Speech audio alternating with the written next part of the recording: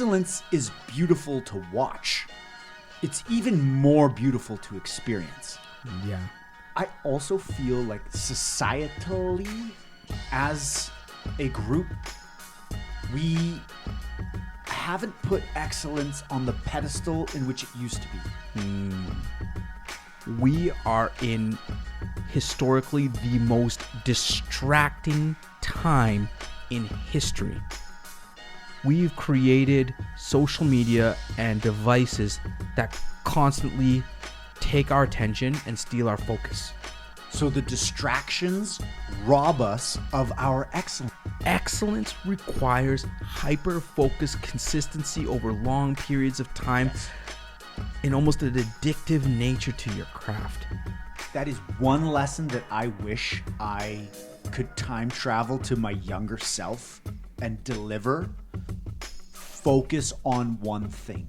In my mind, a successful serial entrepreneur has multiple businesses, multiple streams of income, and is killing it on. If one goes down, doesn't matter. There's 9 other streams because that's what entrepreneurship is. And so I tried to do it all. I had a startup here and a startup there and did this and let's try that. And I had a job and this and spoiler alert, none of them worked out. Ladies and gentlemen, welcome. It is another week and another episode of the Budo Brothers podcast. You got Kyle. And Eric. And there is a slogan that has changed our lives from a documentary that we watched on Netflix about Lego. And their company slogan was, "Only the best is good enough." Yes. And we looked at that and be like, that is so gangster. Damn right. That is gangster. And striving for excellence is one of the most amazing things to witness. Like when you watch an athlete aspire for excellence, like Jordan or Kobe or Wayne Gretzky, it's amazing. It resonates with millions of people around the world. When you see a company like Toyota or Lego or Apple strive for excellence, it changes the world. And how often do we watch excellence and forget to pursue it ourselves? I would say the majority of the time. Yes. Because excellence is beautiful to watch. It's even more beautiful to experience. Yeah. If we strive for excellence and work towards excellence, the process itself is the reward.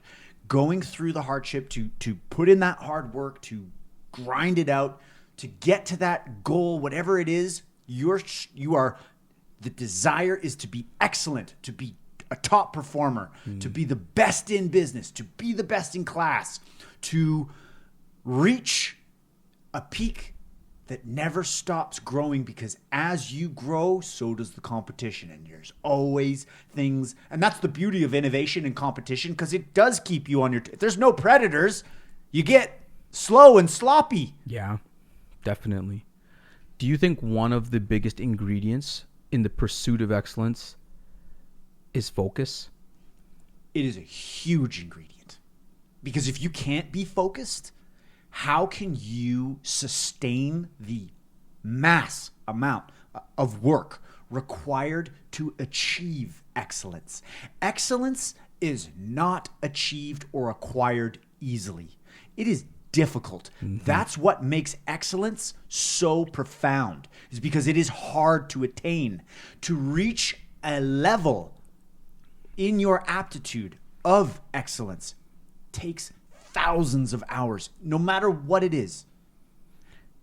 And a lot of the work is mental work, mindset work. Most of it is. Because when you're doing something for that many hours, the mental fortitude it takes to keep showing up and deal with the monotony, deal with the boredom, deal with the failure, deal with the not succeeding, and to push through and keep after your craft, that's next level difficult. I also feel like societally, as a group, we haven't put excellence on the pedestal in which it used to be. We used to revere excellence. We used to, well, I want to be like that one day. And we're all striving, doing it. Maybe it's just a sign of the times with all the chaos and everything. We've got caught up in this whirlwind of negativity. So check this out. We just said that excellence requires focus. Yes. We are in historically the most distracting time in history. We've created social media and devices that constantly take our attention and steal our focus. And they make us want to do, I want to be an entrepreneur at this, at that, and then I'm going to do this, and then I'm going to buy a plane, and blah, blah, blah, blah, blah, blah, blah, blah, blah, blah, blah, because you see all of these things on these stimuluses, and you want to do everything. You want to boil the ocean, right? Whereas excellence requires hyper-focused consistency over long periods of time in almost an addictive nature to your craft. And if your attention is stolen by watching excellence or watching all of these things, or two, it's fractured into 90 different things. Like I learned this as we got older, especially in business. The more things you do is not good business. Yeah. Right? It's the people who are like, I do this and I do it the best, is way, way better and more effective and more efficient. That is one lesson that I wish I could time travel to my younger self and deliver. Focus on one thing. In my mind, a successful serial entrepreneur has multiple businesses, multiple streams of income, and is killing it all. And if one goes down, doesn't matter. There's 9 other streams, because that's what entrepreneurship is. And so I tried to do it all. I had a startup here and a startup there and did this and let's try that. And I had a job and this and spoiler alert, none of them worked out. Yeah. And then finally, when you get the balls to go all in and it doesn't work out, you got to go back to the well.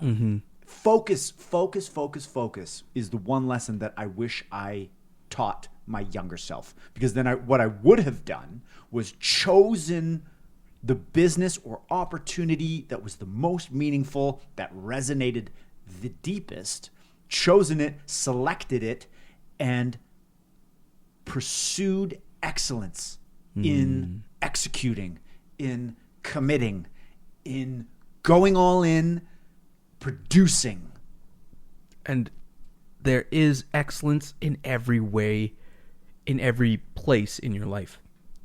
You can be an excellent communicator and hyper focus on how you speak and the words you say. And there's excellence in relationships. There's excellence in almost anything you focus on. You can be excellent at, as long as you put in the time, effort, and energy. So the distractions rob us of our excellence. Yes. And there have never been more distractions. Big time. I find myself constantly caught up in global problems, societal problems, social media controversy. And all of that is doing is distracting me from my excellence. It is taking away the attention to my craft, to my being, to my intention, and it's making me spend my mental energy and emotional energy on problems that I don't even have a say in. No control. There's nothing you can do that's going to add or take away from something that's happening halfway around the world. And excellence requires sanction, a childlike mind. Yes. And the ability to learn and adapt at all points, challenging yourself to learn and grow and learn and grow and learn and grow and learn and grow to infinity. And it's hard to do because You go to work, you do all these things, you have a busy day. Do you take the time to add in extra outside education that's going to better you in your craft? Are you making the relationships with the people that are going to educate you and level you up in your craft? So true, and I have fell victim to this. When I caught myself the other day. I got a notification on my Audible that you've got your new credit. I've smash audiobooks, and it's all about self-improvement, entrepreneurship, mindset, meditation. I don't listen to stories. I want to learn to become enlightened. I want to learn to become better. I want to gain valuable knowledge that I can then go apply in my life. And I would smash 60 books a year. And you want to know when I smash them? It's when I'm stuck in traffic. Yeah. And guess what? I love traffic. Traffic's the shit. It's the best because I can just great. This backlog of vehicles is going to allow me to be delivered a lesson from a sensei, one who has gone before, someone who's done some awesome shit and is about to teach me all about it. And I get to learn from their journey. I get to learn from their mistakes.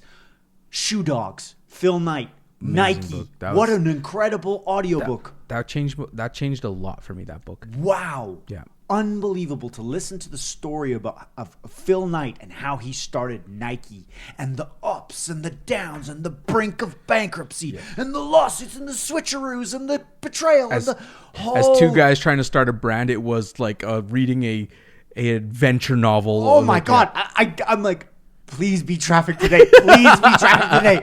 And then when you get to work, you're like, shit, I'm at a good part. It was like a thriller. The other thing that I wish, or I need to improve, I should not say I wish, is to surround myself with people who can educate and who have gone before, right? I've always thought, I'll do it myself. I'll figure it out. And I remember you saying a long time ago, the shoulders of giants. Standing on the shoulders of giants. Standing on the shoulders of giants. And I was always like, oh, that's a stupid saying. I'll figure it out myself. But conversing, talking, and learning from those who have gone before is a way to become and improve exponentially faster. It's a hack. We have a new shop where we do our fulfillment. Yeah. And there is a gentleman in there by the name of Ola. Ola Smed. And shout out. This man has been there, done that through every realm of entrepreneurship you can even imagine. The patent game, he is a savage entrepreneur. And sometimes he'll just rip over and just share these freaking stories Little with me. nuggets. And Eric. And you just listen and you're like, he's teaching me right now. Yes. Right? He's handing down nuggies that I can't even conceptualize with, but eventually we will. Because the first day we met him, he's like, you guys need to hire somebody in order to do this. You guys and are idiots. Both you and I are like, that's stupid. We do everything ourselves. We have to quality control. Yeah. No one will do it like us. Yes.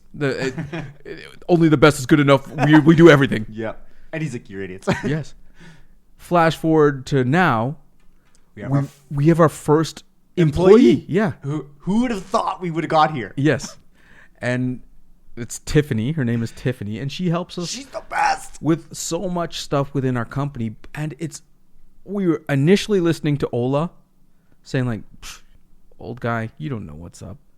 Now we're like, the speed that the things that are happening is exponentially quicker because we took his advice. Took his advice and experience. This is what I love about entrepreneurship is part of the path, part of the journey is ensuring that other entrepreneurs can be successful in their path. And once you have experienced success, you get to the point where you just want to give that to someone else. So you want to help the young entrepreneurs.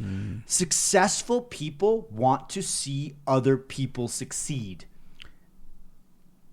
A lot of the times also successful people come from an abundant mindset. Yes. There's more than enough for everybody. Yeah. And guess what? Here's the tripwire. I did this, and watch out for that. And if you go down there, here's the hazards, because I've done that.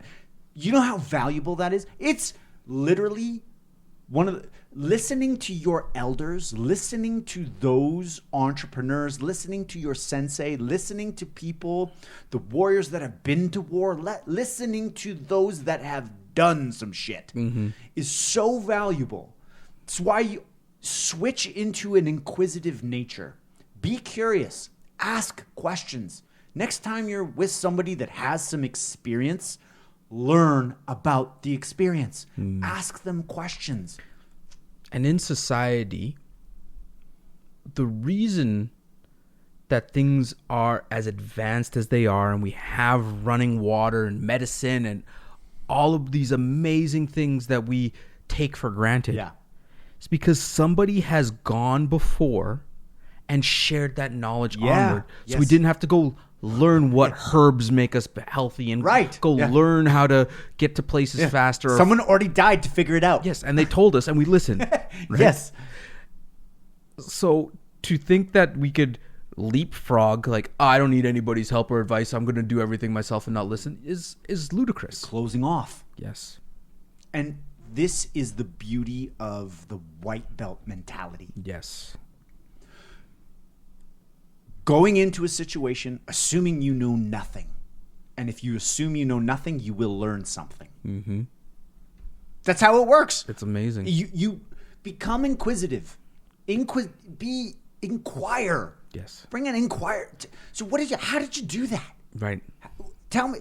Be interested. Yes. Ask the questions. That's actually one of your best skill sets. You are very inquisitive on what a lot of people say, and you ask a lot of questions. And you have the ability to ask so many questions. It's like you smoke out all these answers from people and like share details of things, especially in entrepreneurship, that, are a very valuable learning lesson. Because I want to learn. Yeah. Because I want to learn. And I can ask difficult questions because I'm coming from a place of the white belt.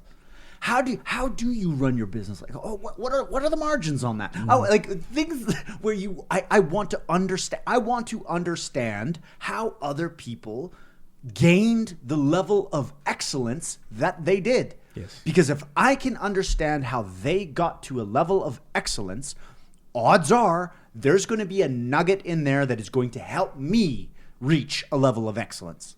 Beautiful. Budo Brothers Challenge.